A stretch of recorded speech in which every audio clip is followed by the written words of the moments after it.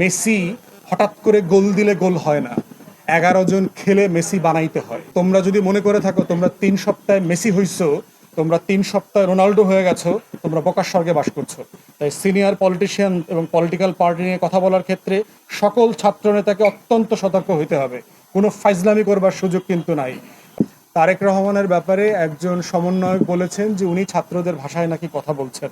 প্রশ্ন হচ্ছে, দেশের সবচেয়ে গুরুত্বপূর্ণ রাজনৈতিক দলের সবচেয়ে সিনিয়র নেতার ব্যাপারে কথা বলার ক্ষেত্রে শুল্লা থেকে শুরু করে সকল ছাত্র সমন্বয়ককে বলছি, তোমাদের এই আন্দোলনের সাথে তোমরা 3 সপ্তাহে আন্দোলন করো নাই। এই আন্দোলন বাংলাদেশের গণতন্ত্রকামী মানুষ গত 17 বছর থেকে করেছে। মেসি হঠাৎ করে গোল দিলে গোল হয় না, 11 জন খেলে মেসি বানাইতে হয়। অতএব তোমরা যদি মনে করে থাকো তোমরা 3 সপ্তাহে মেসি হইছো, তোমরা 3 সপ্তাহে রোনাল্ডো হয়ে গেছো, তোমরা বোকার স্বর্গে বাস করছো। তাই সিনিয়র পলিটিশিয়ান এবং পলিটিক্যাল পার্টি নিয়ে কথা বলার ক্ষেত্রে সকল ছাত্র নেতাকে অত্যন্ত সতর্ক হইতে হবে। কোনো ফাইজলামি করবার সুযোগ কিন্তু নাই। কারণ তোমরা কে কয়জন মারামারি করছো, কোন তারিখ থেকে কোন তারিখ মারামারি করছো, তোমরা কয়জন আহত হইছো আর কয়জন নিহত হইছো, সবকিছুর গল্প আমরা জানি। তাই তারেক রহমান সম্পর্কে অবশ্যই সমালোচনা করবার অধিকার আছে সবার রাজনীতি হিসাবে, কিন্তু তারেক রহমানকে অথবা কোনো রাজনৈতিক দলের নেতাকর্মীকে হেয় করে কথা বলার কোনো রাইট নাই।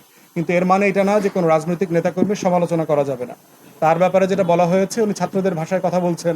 ছাত্রদের এই আন্দোলনে তো বিএনপির রোল ছিল। বিএনপির মহাসচিব বলেছেন যে এই জুলাই আগস্টের গণহত্যায় বিএনপির 200-র উপর নেতাকর্মী মারা গেছে। তো ছাত্রদের ভাষায় কথা বলা মানে এটা কি ধরনের কথা? তবে আমরা মনে করি যে কথা বলার ক্ষেত্রে সতর্ক হইতে হবে। কোনো রাজনৈতিক নেতাকে ছোট করা যাবে না, কারোর ত্যাগকে ছোট করা যাবে না। মাদ্রাসারও শত শত মানুষ শহীদ হয়েছেন, কওমি মাদ্রাসার, আলিয়া মাদ্রাসার, জামাতের, শিবিরের, হেফাজতের। প্রত্যেকের অবদানকে শ্রদ্ধার সাথে স্মরণ করতে হবে আমাদের এই আন্দোলনে। এটা কোনোভাবে ছোট করবার সুযোগ নাই। সাংবাদিকরা দায়িত্ব পালন করতে গিয়ে 4জন না 6জন সাংবাদিক শহীদ হয়েছেন। তো অতএব প্রত্যেকের অবদানকে গুরুত্ব সহকারে দেখতে হবে। একক কোনো ভিত্তির উপরে আন্দোলন হয় নাই, এটা যেন সবার মনে থাকে। এই আন্দোলনটা সারা বাংলাদেশ মিলে আন্দোলন করেছে। 3 সপ্তাহে 3.5 জন এসে আন্দোলন করে নাই। ঢাকা বিশ্ববিদ্যালয় থেকে শুরু করে পাবলিক ইউনিভার্সিটির 19শে জুলাই পর থেকে তেমন কোনো কন্ট্রিবিউশন নাই। এই আন্দোলনটা ক্যারি আউট করেছে প্রাইভেট ইউনিভার্সিটি, জাতীয় বিশ্ববিদ্যালয়ের ছেলেমেয়েরা এবং মাদ্রাসার ছাত্ররা। অতএব সেই আন্দোলনের ব্যাপারে সবাইকে অবদানের জায়গাটা শেয়ার করতে হবে এবং সবাইকে ন্যায্যতার ভিত্তিতে সম্মানের সাথে আন্দোলনের শেয়ার দিতে হবে। আমরা মনে করি এর বাইরের অন্য কোনো আলোচনাটা আমাদের সবার জন্য সুখকর হবে না। আমাদের মাথায় রাখতে হবে যে আমাদের সবার একটা কমন শত্রু আছে, সেটা হচ্ছে আওয়ামী ফ্যাসিবাদ। তারা চলে যায় নাই। হাসিনার একটা রিসেন্ট ভিডিও আসছে গতকালকে, সম্ভবত আপনারা